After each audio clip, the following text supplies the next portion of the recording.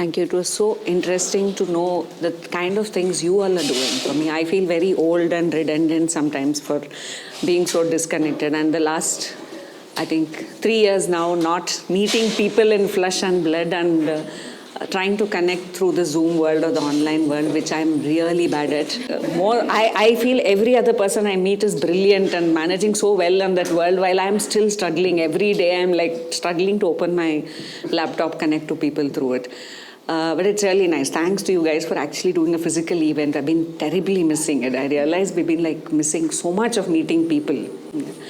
And I'll probably just finish off the space because it's one thing. It's been one part of my journey in my life. Probably, like I always say, if I weren't here today, I would have probably been an architect because that's what interested me first during my college days, at least.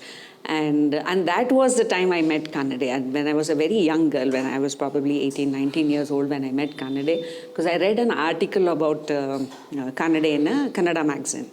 And I found his idea of working in earthquake places and making earthquake-resistant buildings pretty interesting. And I felt I should probably explore architecture as a career for my lifetime so I could do something interesting. And Kannade was brilliant. He just allowed me to spend time in his office. I lived in Cantonment and his office was in Cunningham Road. Just because he saw that, okay, this girl is interested in something. And as much as he knew that I'm not likely to take architecture as a profession, he did allow me to spend time, talk and understand. I would go on site visits with him just like that and then just try to understand how they are. So that's where I think I picked up the basics of construction. As much as my dad was a civil engineer, I didn't bother to learn anything from him. But from Kannade, whose work I found extremely interesting, and then when we reached a point in time in life where we could actually buy a piece of land in Bangalore, which itself was one uphill task for us, took around 15 years of slogging in all possible ways to earn enough money to buy land here. And finally, we could buy after 2 years of talking, negotiating with them. And then the first thing I did was went back to Kannade sir's office. And I said, now I have land and I want to do something about it. So this was all discussion with Kannade, executed by us, by me, trying to get masons, workers, standing in the Kanakpura Road junction, picking up material, getting masons and people along with me in my car and trying to get this all done. So I guess I spent around 2.5 years, me and my husband spent 2.5 years trying to do all this. And at some point we stopped because we didn't know whether we have finished the place or is it complete. I said, there's no point in trying to have this finished look to anything. And we said, okay, let's just live here and then figure out things as we move on. Yeah. So that's about the place. And the other thing, I'll just probably give a small background of why Buffalo Back happened and how I got into agriculture, because by qualification, I'm a chartered accountant. I guess I was fortunate. I did not dislike my job. I was not unhappy with my journey in the corporate. I spent 7 years there. It was a good time that I had. But yes, coming from where I have been exposed to, like through my growing up years, like I landed up in the Bannerghatta Zoo at age 15. And my connect with the zoo has been strong since then.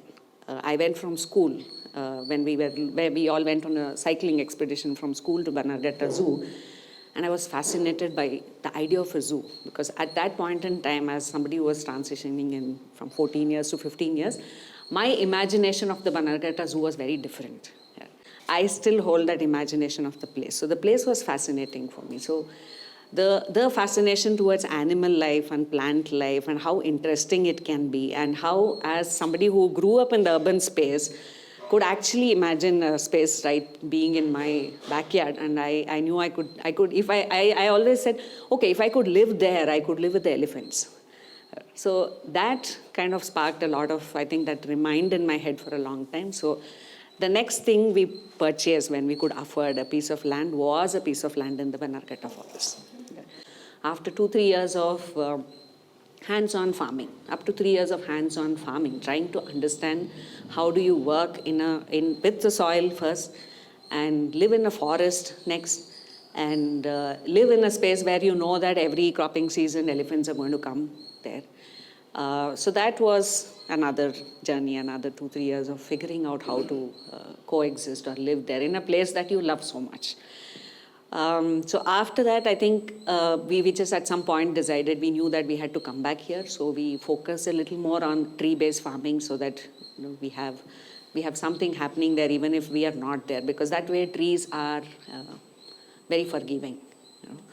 But then I think the whole exposure to farming gave me a perspective of, one is it gave me an opportunity to be working with farmers who live in our village, interacting with them on a daily basis, trying to be with them, trying to understand what they are doing, trying to learn from them. Yeah. I think that is where the deeper interest into farming, understanding agriculture, and trying to figure out this whole however you view it. Today, food is viewed from different lens. It's an industry, it's a sector, and then the organic food industry is one cog in that wheel of that whole corporatish way of selling food and making food today. So there are a lot of nuances to it. So it has been overwhelming for me from day one, and even today the whole sector is like overwhelming for me, because we have tried to understand the whole view of it, from growing till selling till cooking. How do you make sense of everything? How do you actually see it? There's the one classical way of, like how you were mentioning about, there's a view of this problem solution mode, which is what most of us are tuned into. We are looking at ways of, okay, now let's get into identifying problems here and probably find solutions there. But over a period of time, I was personally, and even as a team, we were not really comfortable on this problem solution mode. Yeah. Because many a times we felt that if at all we are looking at it like that, Swiggy seemed to have better solutions. Amazon seemed to have better solutions. It does seem like, apparently it seems like they seem to come up with better solutions than we are able to come up as a small team of people who are trying to explore things in with different views. And we have these multiple points of views through which we explore them. So that's when it was very important for me to understand the whole developmental language also of what is this social inclusion that's important, what is this environmental justice that we all talk about, but then how do you actually make it work? How do you actually put those in practice? Yeah. Because we see a lot of documentation, we see a lot of things happening. Now with the social media, we see a lot of people talking about it, a lot of conversations happening. Like this conversation is a lot about how we view a food system probably a little differently. But then how do you actually put it in practice, make sense of it, take people along with you, even if it is 10 people, 20 people, 100 people that you're working with. And then comes the idea of scaling it. Yeah. How do you scale it? And should you scale it? I mean, there are a lot of these questions to answer. So more than a problem solution thing, we said, no, I think the thing that we should focus on is questioning. Just questioning things and understanding that are we capable, or are we even capable of exploring solutions towards those, or answers to those questions together, and arriving at some common points where we all are comfortable doing certain things. Like, for example, plastic. It's been a huge challenge for us. As much as there's a very small probably bit of that experience that we have gone through, which I generally share, because plastic is converse the most nowadays when it comes to dry waste and waste management. But there are so many things that we have been trying to do, especially when it comes to one of our very important, we also work certain things, we work on a very project mode because we have to do certain things to reach some impacts. So one of the projects that we have been doing for the last 2.5 years is setting up this bakery in the Ragihalli forest area. It's been very challenging for us, because right from trying to plan on, question ourselves on, does a bakery make sense for village rural women? How is it going to help them? Yeah. And is it only about making something for a consumer who's going to eat it? Is it important? Or is there a shortage of cookies here, baked products here, that we should also be catering to that need? So there were multiple questions that we had to navigate. And then we had to focus on a specific intervention which was needed. These women, when we did a study on their time, their availability, their income, and how much of what is going into their family income or their own personal financial independence, Uh, that the women in the farmers in Ragihalli mostly practice sericulture. Silk is what is done there, and the women have substantial amount of time, and it's increasing over the years now. Basically, because the silk board is very busy, bringing in new GM technologies and better ways of managing. Because silk is extensively post farm. On farm activities of silk is very very minimal. So the women are, they don't have labor, they don't have opportunities for labor. Yeah. And we haven't really strengthened our education system to, or our ability to create enterprises or job opportunities in villages where the women have alternates. I mean, if sericulture is developing, it's not easy for them to go find another job the next day.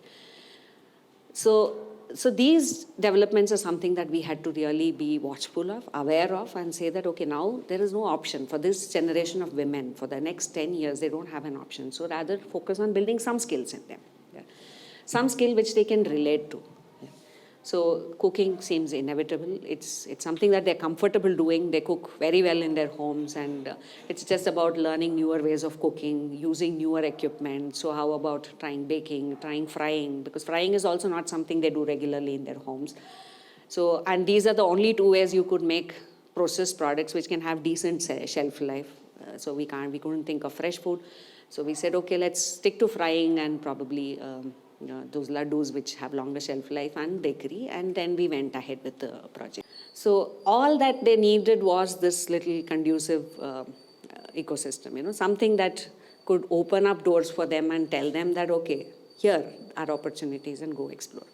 And so in the 2 years, they actually formed a federation of their own, a women federation of their own, from women who hesitated to be part of self-help groups because they didn't understand how the larger scheme of things work. There was always fear and apprehension about like the financial, decentralized financial aspect that you're talking about. I think SHG is one of those timeless models which has evolved over a period of time, but still there are a lot of mental blocks in women, and women are skeptical because there are a lot of things that's happened around it. So today they've come a long way in the 2.5 years. They are ready to own a brand, so we are going through a process of branding for them. They are ready to explore markets on their own. They understand Amazon, they understand Swiggy, they understand many things. They are ready to come to farmers markets like Ragikana on their own. So they are all set for all this. You live in a place where you have many more things to manage. It's not just that you need employment. You are living with elephants, you are living with other social issues. There is still oppression. Women are still not able to be assertive in many areas. So how can we bring all this into it? We are still taking baby steps because it's not easy for rural women to be talking about any kind of an empowerment issue, even having conversations around that. Without having reservations on, should I share these in a forum? Will these people be okay, or will they be judgmental about our issues? So it takes a lot of time and efforts to be working with them. So, and neither are we competent enough. Like I only know it's important, but then it's like every time we are having these dialogues, we are also learning a lot on how do we actually make sense of all this. Yeah. So that's one of those examples in Buffalo Back that we've been doing. But yeah, coming back to the basics of Buffalo Back, we did start with markets. 10 years, this year, April, we will complete 10 years of being in the market space. Because that's what made sense 10 years ago. 10 years ago, when we were trying to understand agriculture, we were trying to understand how the practice of agriculture makes sense without using chemicals, or rather even figuring out why we don't need to use pesticides and fertilizers. External inputs are not required. So one thing that we realized in interacting with farmers who were practicing organic farming, it was normal. It was not most of the farmers that I met 15 years ago, it was normal for them to do organic farming. It was not a vanity. It was not a process of some scheme transition, some NGO. Some places, yes, NGOs had made a difference, but many individual farmers, it was natural and normal for them to do organic farming here. And they had also not probably looked at a situation of creating a separate identity for their products. They would just give it in the regular market. They would grow ragi by using their the cow dung or a compost-based manure, but then they didn't bother to find alternate markets because it didn't exist. So the opportunities were lesser, so the farmers were not really exploring on where can we have a separate counter for us or a separate space for us which will. So that's when we started thinking about farmers markets, and the first thing we did as a bunch of volunteers who had day jobs, Monday to Friday we had corporate jobs. But on Saturdays and Sundays, we really wanted to do something around being able to talk to consumers, because we were living in Bangalore. It made sense to be interacting with people in Bangalore. So at around the same time, a few things fell in place, and Lalbagh Nurserymen Association were given a retail space. So that's when we started on a very small scale, where all our personal vehicles, cars became transport vehicles. So we would, some of us would drive this 50, 100 kilometers to either a Gauribidnur or someplace in Magadi or someplace in Ramnagar. So we would fill our cars with sopu, vegetables and rice, dal, whatever these organic farmers had, whatever quantity they had. Even if it was 10 kgs, 20 kgs, we would just fill our cars with it. We would all come to Lalbagh on a Saturday and Sunday morning, and talk to people who would come walking there. We would run market in 9 places 10 years ago. So the markets that we had in these places were all based on trust. There was no big dialogues on certification.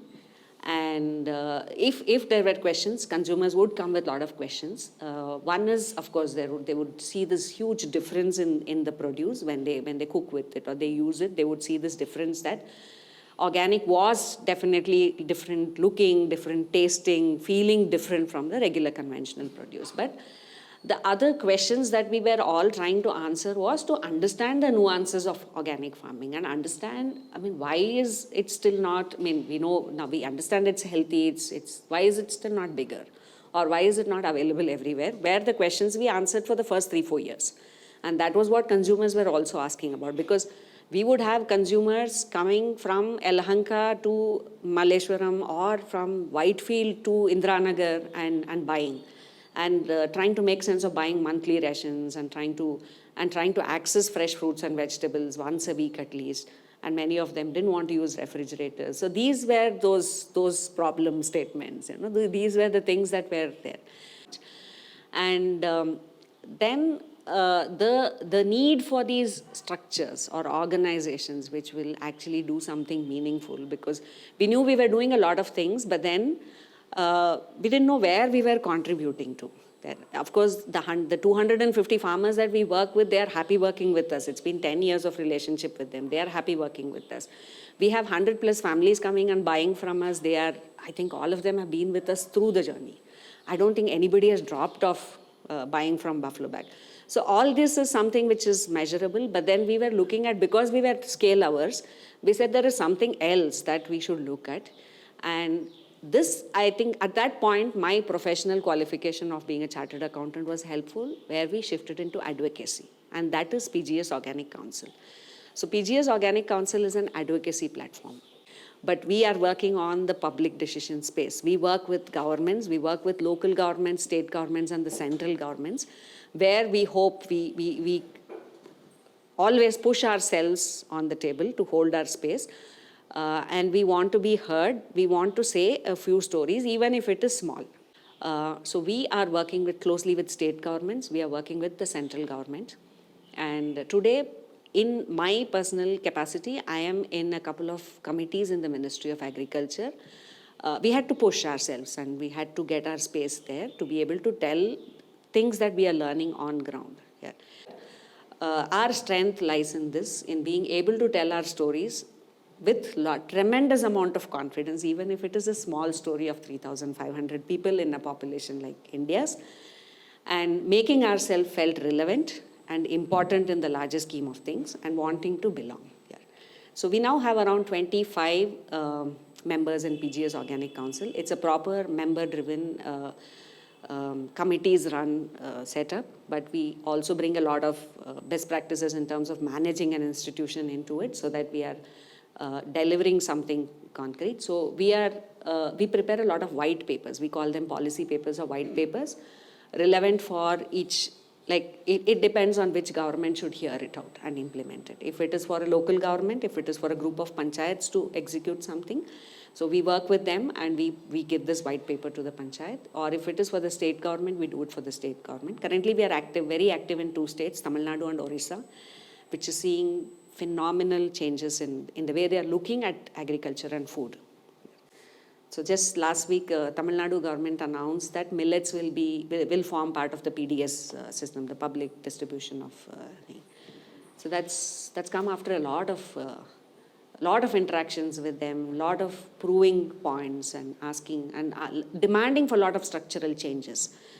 So these 25 organizations contribute real XP. We call it action research because otherwise research is very academic in agriculture, in social science also, because agriculture, it took me years to understand agriculture or growing food or selling food is not just about growing and selling. There are so many social aspects around it. So these social factors are something that we keep integrating into these organizations. Yeah? So this is one part, but the whole market bit of it has been so important for us because when we were exploring all this, you obviously needed to pay some salaries to people. You needed money to run all this. And during our initial years where we were not that great at raising funds or being able to get some support, market has sustained us. And I think we are like all the time grateful for these 100 families who have been like just buying out of trust, because we keep trying to tell them, so whatever you've been doing has actually done a lot more than just this economic, that transactional benefit that you're giving to the farmers. We have been able to do a lot more. We have been able to explore a lot more, push ourselves a little more. Yeah? So now we have a very aware crowd which is asking these questions on, okay, now if you're offering tomatoes to me at 8 rupees a kg, can you tell me how much are you paying the farmer? And if he is getting 1 rupee a kg, is it enough for him? For the efforts that goes into growing tomatoes, harvesting them and sending them to you, grading them also and sending them to you. Yeah. So these are questions that are being asked. So that's where the idea of this fair trade and these questions where consumers are a little more aware. So we said this is time to actually think about, again, a very, very timeless concept of a buying cooperative. These buying clubs, of course, happened for various reasons, to get these bargains and being able to collectively, the convenience of a different order, not like the Swiggy convenience maybe, but a convenience of a different order.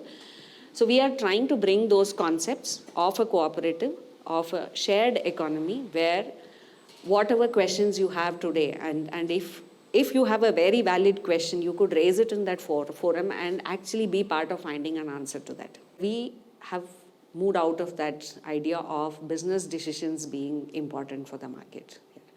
So that is where, that's the phase we are in terms of the market.